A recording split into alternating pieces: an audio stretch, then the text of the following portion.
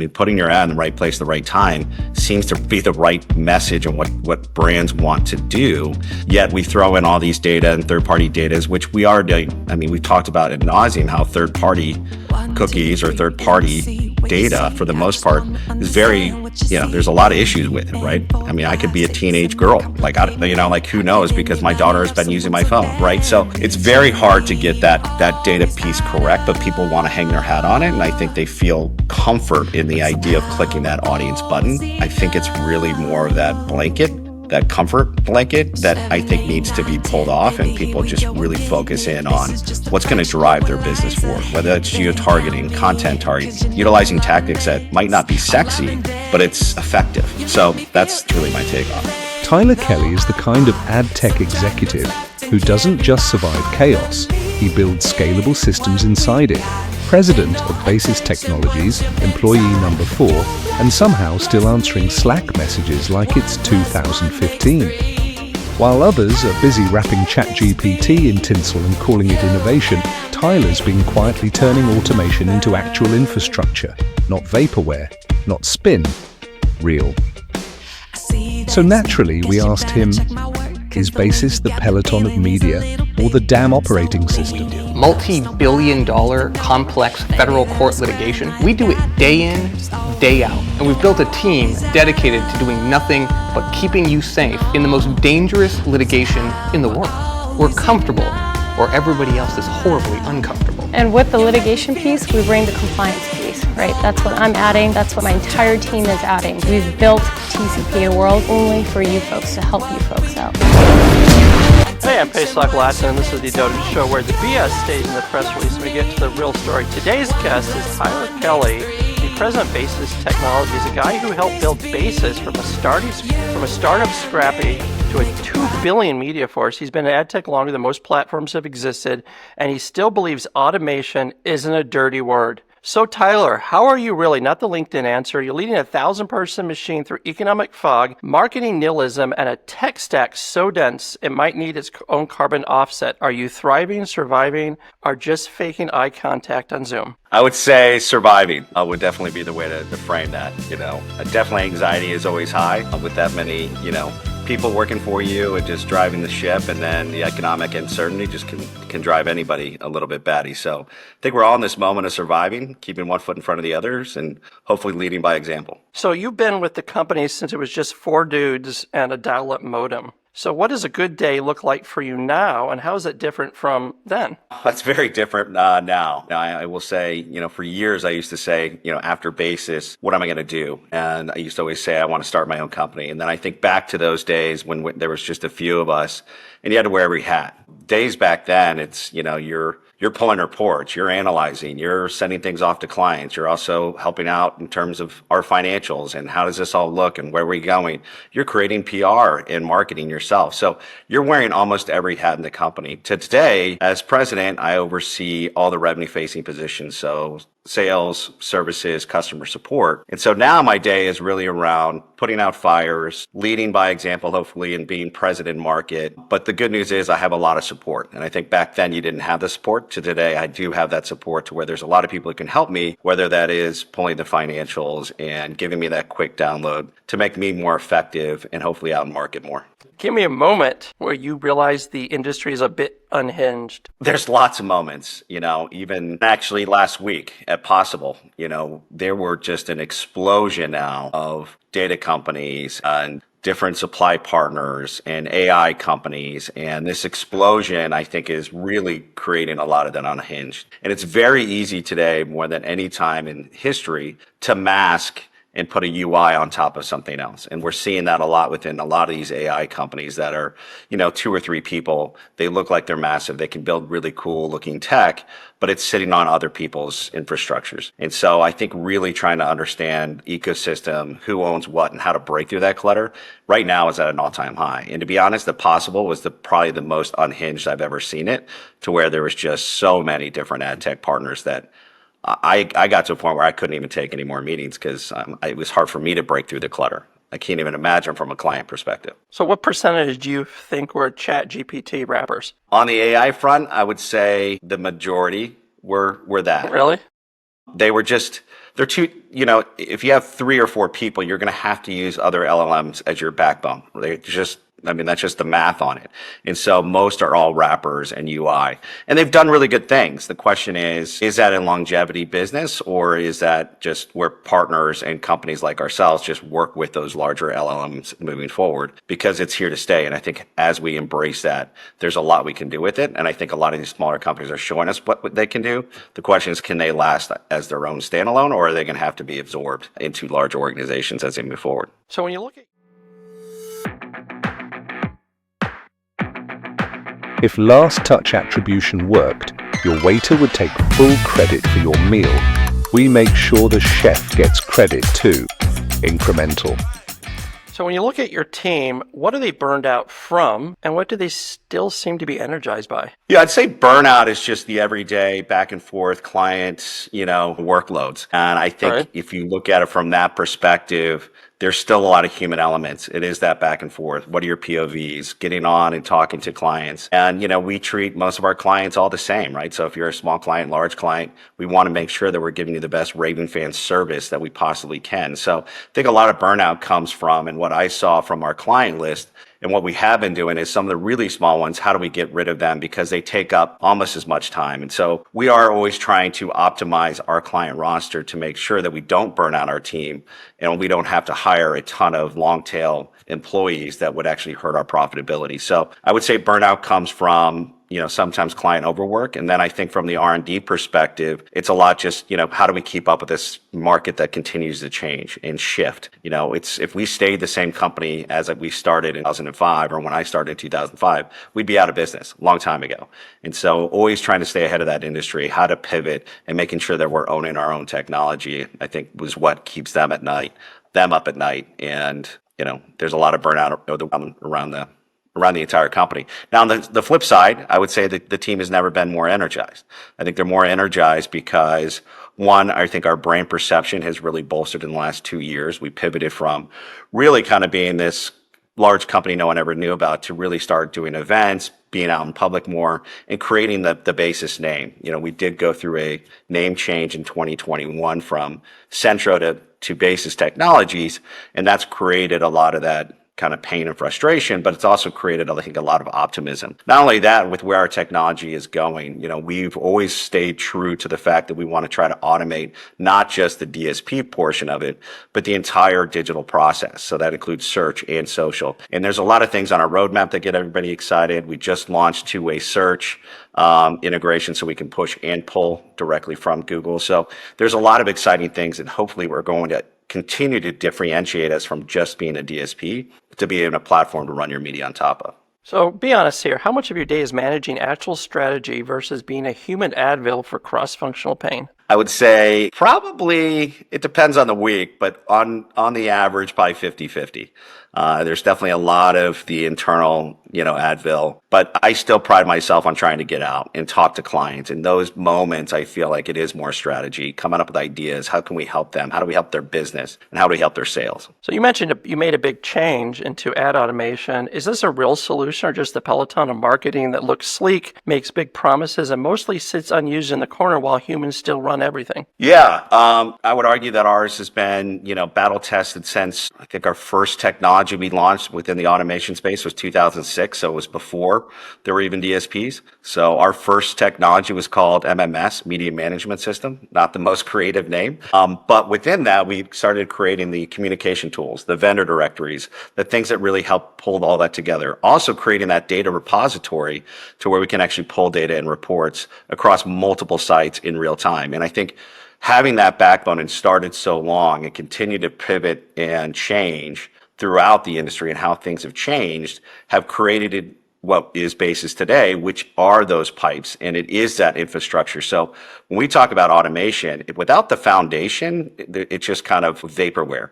We've spent, hundreds of millions of dollars. We have 240 people or so on our R&D team today, building out what we built. That was that infrastructure. And now we can take these AI capabilities, we can take these other companies, plug into the infrastructure that we built. So where I feel very confident with Basis is that we are not vaporware, because this isn't something, you can just build in, in your garage. You can't just Right. use AI to tell you what to do because you have to have the infrastructure. And that costs a lot of money. It's not easy. So what's the most mundane, soul-sucking task your platform has successfully automated? You know, and I will say it's definitely mundane, but I think the communication side of the house and, Right. having all the client and T's and C's and vendor directory, all those pieces, vendor lookups, just very mundane, but they take time. Where we're going in terms of continuing with that mundane task, what we've come close to doing is, I've always said associates is a position that what their job function is should be 100% automated. Their job function is three things for the most part. Optimizing campaigns, pacing, and billing reconciliation. Those are all pretty mindless things. So we get kids out of college who just spent hundreds of thousands of dollars to get this great education, and we basically have them doing a lot of this grunt work that is just reporting. And I think if we get the machine to do that, how do we hire those kids and get them to do strategy? So we're very close within that. We went through a large overhaul the last few years, moving all our data into Snowflake and having that centralized source to get the data really tight so it can be that cross-channel optimization and billing reconciliation side of the business. So we are trying to automate that function, not the position. We still need junior people. We still need people out of college, but how do we get them thinking, using their brains and focusing on strategy? Do clients really trust automation to do budget pacing? Yeah, I think they do. I mean, every DSP has had pacing in place for years. And I think without that natural pacing with, a human eye making sure that it's hitting there, and we actually have built in alerts that actually tell the team if things are looking off pace and if there's things they need to do. But for the most part, we're seeing great efficiencies within that pacing utility to actually create more efficiencies and delivery of the full campaign. So, hypothetical question here. You start over and you're launching a fully AI-driven agency called, let's just call it Bots and Bougie. I like it. What is the pitch deck tagline, and what task is your AI absolutely refused to do on moral grounds? Interesting. The pitch for AI would be to create and take in as many signals as possible to create the most efficient buying mechanism and repeatable process that it can do. People want to hear about performance. And I think if you're not leading with the client at the thought process and your pitch process, then you're already lost if you're only talking about yourself. So really, it's going to come down to performance. How do we have the AI do that? From a moral ground where we wouldn't go from an AI perspective, and what I've always had a strong belief is using a competitor's data to then extrapolate and use for somebody else. So, selling off what's working for one large, CPG company and selling that to another one is morally, I think, wrong, and you're placating on it. I think you can look at the holistic vertical, but if you're actually getting into that one-to-one and stealing, I think, intellectual property, then that's a problem. And that's where we would cut it. Crack open the real question behind automation. What the heck are we optimizing if all the signals are broken? Let's be honest, half of it is click fraud, the other half is misunderstood, and somewhere in the middle, we convince clients it means strategic insight. Are we all just winging it? I think we are winging it. And I think the closer we can get to their actual sales data and match up, which we have some clients who will give us that, and really getting into how are we helping their business. Right? Because all the other stuff is a bit vapor, right? Click-through rate is probably one of the worst terms and things that we focused on for years. If there's something you can get rid of click-through. It's just an awful Never use it again? Does it serve any purpose anywhere? As a I think it can be a directional input, right? Yeah, because I use an email. I know if email is succeeded based on, it's not even that. Well, that's an open rate, right? So if that's an open rate, yeah. Right. Yeah.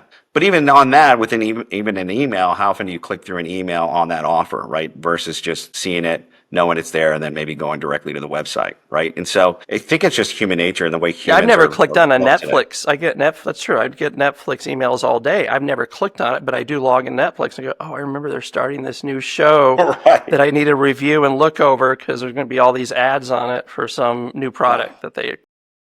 And I've got younger kids, not younger. My kids are high school age, and I've got to get new phones. And so, to your point, T-Mobile sends me ads all the time to upgrade, and I don't. I'm going to go in the store and probably just go get a new phone, and at that moment say, give me the new plan, right? So, it all works, and that still is driving me to a T-Mobile store. So it's working. It's just a matter of how people are actually execute.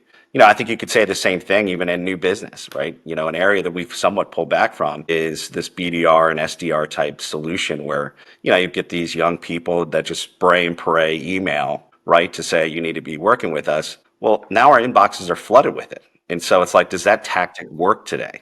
Or is it, going back to more of that relationship type selling?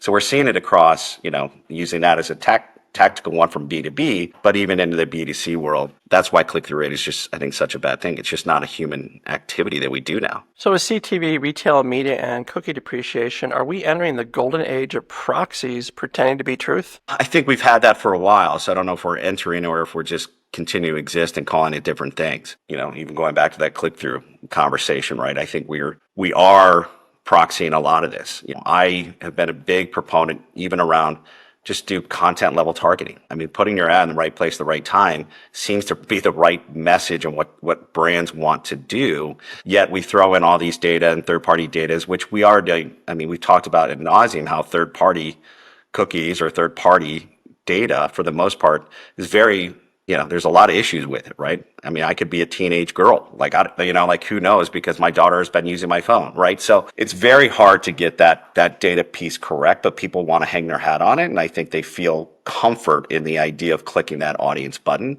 I think it's really more of that blanket, that comfort blanket that I think needs to be pulled off, and people just really focus in on what's going to drive their business forward, whether it's geo-targeting, content targeting, utilizing tactics that might not be sexy, but it's effective. So that's really my take on it. So what do you think the biggest data lie will still be in 10 years? The data lie that will still be around in 10 years. That data lie that will still be around in 10 years, that's a great question. One, that we have signals or the ability to use that data across every website, every mobile device, all these different pieces, right? I think most brand marketers today think cookies were on 100% of, impressions. And that was just wrong. No one really wanted to correct them. And I don't think they are going to correct them. I think the data companies are still going to be out there saying you can use my data across the entire internet ecosystem, which is still false. It's false today. And I think it's going to be false in 10 years. So I do believe matching signals to IDs is still going to be an issue even 10 years from now. And I think data companies are not going to address what that match rate looks like because they want the belief that it's actually holistically coverage. Let's move from fake numbers to the real battlefield of agency survival. Agencies currently are running on caffeine pitch decks and trauma bonding at this point. Clients want champagne results on boxed wine budgets. So what's keeping the whole agency model from collapsing? I still think brands have that comfort level with the strategy that agencies can provide. And I do think agencies will become more consultative, more, focused on the strategy and the brand strategy as we move forward. The other piece that we don't talk about a lot is, the idea of in-housing sounds great, but it's a lot of work, and the amount of connections and different technologies and tools you have to build to have a successful in-house group is not cheap, and it's difficult to manage. And so the FTE model, I think, will continue from a brand perspective of not getting those FTEs to build out an internal in-house group. Agencies will thrive based on that not being able to pull it in-house and have all those connections and understand what this market looks like. Because weeding through the muck that we've already talked about that was possible in other areas is very difficult. And I think brands want to have an asset, someone they trust as they move forward. So I think agencies are still going to be around for a very, very long time because brands need that help, and they need someone who's seeing a lot more than just their one little brand or big brand. They need to see the larger industry and the ecosystem to understand what's happening. So I think they're going to move more into consultancy. I think they're going to be brand strategists and really help those brands as they move forward. So what is one thing that you think agencies constantly overpromise in pitches and then under-deliver when the rubber hits the ROAS? I think they overpromise their targeting capabilities and being able to drive into that one-to-one marketing capability that is very, very difficult. And so I think they promise this really great, match rate, push through, we're going to get your exact customer because we have this big data center. We have this big, internal tool that makes us unique, but still executing and optimizing on that is very difficult. And so I think that's where we're seeing, the big pitch and the big flashy pitch to then execution falls down. And I think the other piece is, a lot of these agencies bring their A teams into these big pitches. And then all of a sudden they get handed to a different team that is very different than maybe that senior partner or agency leader. And so that bait and switch, I think, is also an area that is frustrating to brands. So I know you talk to a lot of agencies. So what are the actual traits of agency resilience aside from yelling louder? I think ones that are, still staying ahead, that are leaning into AI, leaning into what is the future, and people that are really curious and still driving. I think if you're an agency still set in what we were doing 10, 15 years ago, you're going to become irrelevant very quickly. And I think there's a lot of these new independent agencies that are scrappy, that'll move quick, and are focused on performance and driving that brand business forward. And so I'm seeing some really exciting, interesting, thought-provoking things within the larger independents of trying to bring these tools together, trying to bring them to light, and not hide behind the fact that, we're a big, large agency and we own everything. And so this is our world, versus being scrappy and using what a lot of this new environment is providing for us. Is this the end of the full service agency? I don't think it's the end, because I think brands want to consolidate. They don't want to deal with 3, 4, 10 different agencies. And I think because of that factor alone, I think the full service agency will continue to move and be strong, as long as they're hitting each one of those tactics strongly. So are they good at creative? Do they have that arm? Can they actually execute on the media promise that they said? And there's a whole lot that goes into it. But having, a lot of different partners creates a lot of different friction points, and a lot of brands still want to consolidate. So I do not think we're seeing the end of the full service agency. So you were employee number 4 at Centro, which eventually became Basis. It's not early, it's practically prenatal. Now you run a $2 billion engine. What does it take to actually go from pitching software in a conference room with bad bagels, becoming one of the most respected platforms in the space? I think time, a lot of trust has got to be put in your company to build up to that. I think people and word of mouth continues to grow, and that's exciting. And I think what happens organically, if you're doing things the right way, if you're treating people the right way, what we've actually seen, and you're really focused on helping the end user, people will be attracted to you as well. And I think the biggest shift is going from those first years where you're scrappy and you're hunting and you're knocking down doors, you're asking your cousins and your friends or your doctors, do they need any help, to today, where, you have a lot bigger brand presence. It is easier to get into doors. And you go from that kind of just scrappy, no one's ever heard of you, to a lot more of, okay, how do we actually execute and run our business better? So it's changed over times, but once you start hitting that kind of inflection point where people actually know your brand name, are leaned into it, you start to see a snowball effect, which is what we saw, which is great. We actually have decreased our size of our sales team because we've now gotten our tech to where we need it to be. And we also have, I think, the brand presence now to where we don't need as large of a sales team to execute and run the revenue projections that we need. Can you remember a moment when you realized Basis wasn't a scrappy startup, but a real machine? And what changed? Yeah, I think we still like to think that we're still a scrappy startup. I know I do. I'm still out there hustling. It's actually what gives me a lot of joy in my job, is being out there and being present and not sitting back, because I think that would be boring. And right. That just doesn't sound fun. So I don't know if we've ever realized that we're not a scrappy startup. I think we keep that mentality today, and we want to keep growing. And because we are still not, the leader, right? We are chasing the Googles and the Trade Desk and Amazons of the world in terms of market share. So, we're still the scrappy underdog, right? And we're going to keep that mentality until maybe we get so big that that'll change. But for the foreseeable future, I want to be the scrappy person there, and I want my team thinking scrappy at all times. So what's the cultural glue that keeps you together? I mean, you've been there for over 10 years, and I assume quite a few employees have also. Yeah. We've actually, I would say our retention is probably maybe the highest in the industry. I don't have a real stat for that, but, when we get in rooms and we do our intros and it's 20 years, 18 years, 15 years, people are like, what? This is unheard of. We practice what we call most companies are bought out and sold by then. Right, it's true. Yeah, when I joined, Sean was like, hey, it's 4 or 5 year play and we'll be fine. Then 20 years later, here we are. But what Sean brought was a couple things. One of the main reasons I joined, he'd already created a manifesto, and that manifesto really focused on the employee and how to give back. And the other piece that Sean has done an amazing job of is being transparent. And with that transparency, and you're talking about trust. Sean Riegsecker. Sean Riegsecker, yeah. The founder and CEO. Yeah, Riegsecker. And he's brought this energy and culture that has not changed, which is like anybody can call him at any time. There's not a big hierarchy. There's a lot of trust and there's a lot of transparency. And I think for a lot of companies, they hold tight to what their numbers are and they aren't transparent about how their business is doing. And within that creates gaps for people. And sadly, nobody fills in gaps with very positive things, right? If they don't know something, they automatically think of the most negative thing that they can think of. And I think what's brought us very close together is that we've been so transparent. People trust us and we haven't broken that trust. Even in the pandemic, we pulled back salaries for everybody. And it differed, right? The executives took the biggest pay cuts and then, trickled down.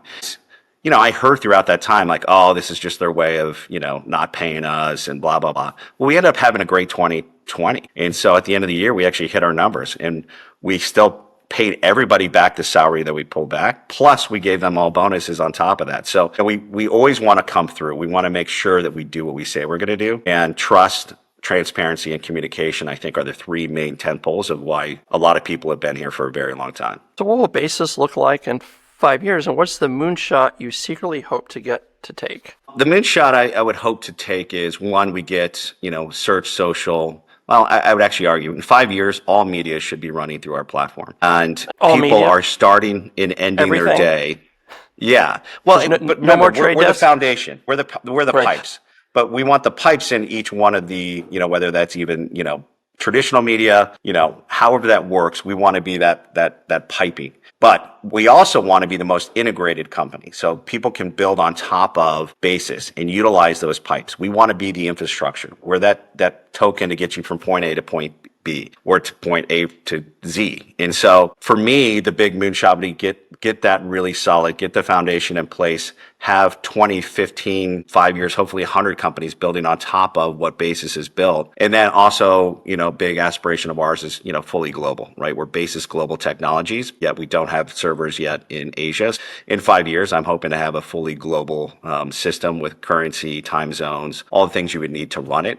And therefore attracting, brands of all sizes and shapes to execute through our pipes to process the most media of any company on the planet is really the moonshot. So enough about work. Now we have the part where we make sure you can never run for office. We ask questions about you being stranded on a desert island. Okay. You have no Wi-Fi, no Slack, no media plan, just palm trees, panic, and your survival instinct.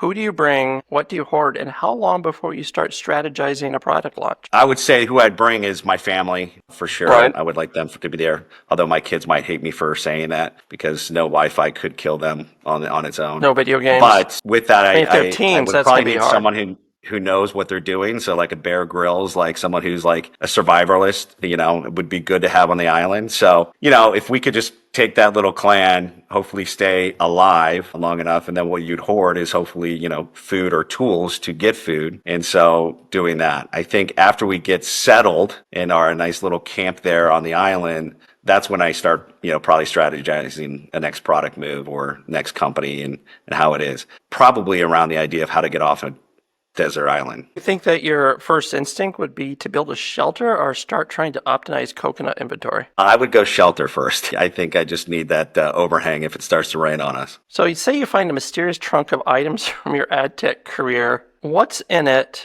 that you would actually survive? Is it a branded fleece vest, a useless analytic dashboard, or a client's 3-month overdue RFP? I would have to probably say the fleece because I'm on a desert island. So I would probably take the fleece. Although I'd probably take old Central fleece. Yeah. I mean, why not? Hopefully a big one so we could, rip it up and use it for Kindle or wear it amongst multiple people. I don't know, but I was larger at one point, so maybe I've got a big one back in the closet. So if Stranded Marketers formed a tribal council, who would get sacrificed first? The brand strategist, the programmatic trader, or the procurement rep? I would love to banish the procurement rep for sure. I think unless their specialty is in ad tech, it gets very daunting to deal with procurement because, we don't fit the exact mold, especially if certain products or goods. And so it's always a frustrating point. So that would be who I'd vote off first. So you're given one luxury It's either a solar-powered iPad with Spotify, a hammock made of recycled media plans, or a chatbot that just praises your leadership decisions all day. What was the first one again? A solar-powered iPad with Spotify. I would take that for sure. Although the hammock sounds nice too, but I don't need anybody telling me how good I am, although it's always nice to hear, but don't need a chatbot to do that. It seems a little fake. And so I would definitely probably take the Wi-Fi and then try to maybe see if we can use that signal to get off the island. So what's something that keeps you unexpected? What is something totally unexpected that keeps you grounded? Ritual, habit, or a weird hobby? I think hobby, it would be where I would say it keeps me grounded and, also restore the energy that gets depleted through the week would be golf. Right. I do like to get out with friends. I'm not very good at it because I don't get to play it a lot. But when I do get the chance, just being outside, friendly banter, and you want to be humbled, play golf because it'll humble you real quick. And, then your friends all make fun of you. So that's also humbling. So, there's a lot of aspects to golf that I think. What are friends for, right?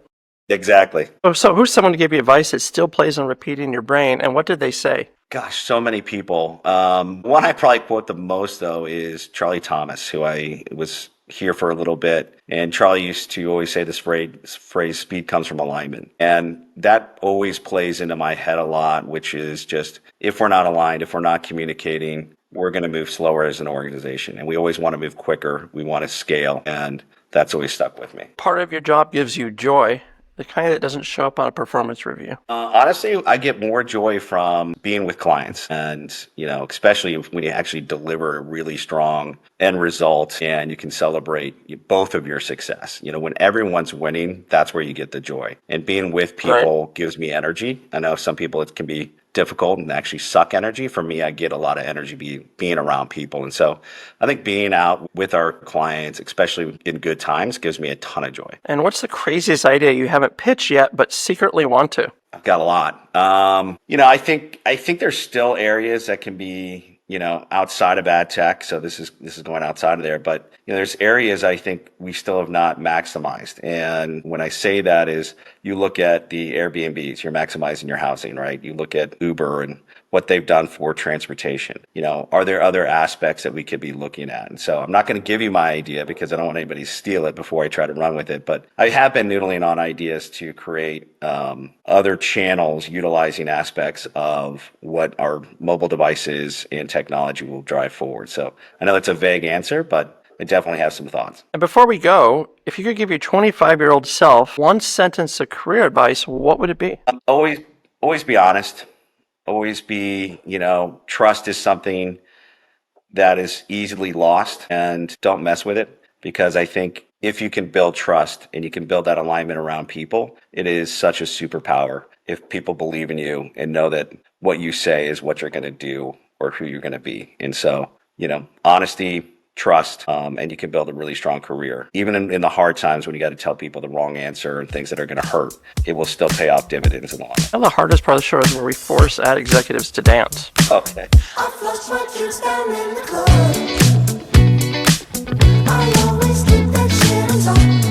Huge thanks to Tyler Kelly for dropping the kind of honest, no fluff insight you rarely get from someone running a $2 billion machine.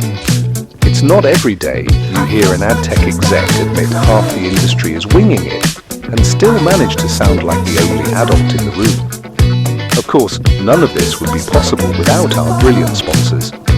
Troutman Amey, the legal pit crew that actually understands media, tech, and how not to bore you to death with disclaimers.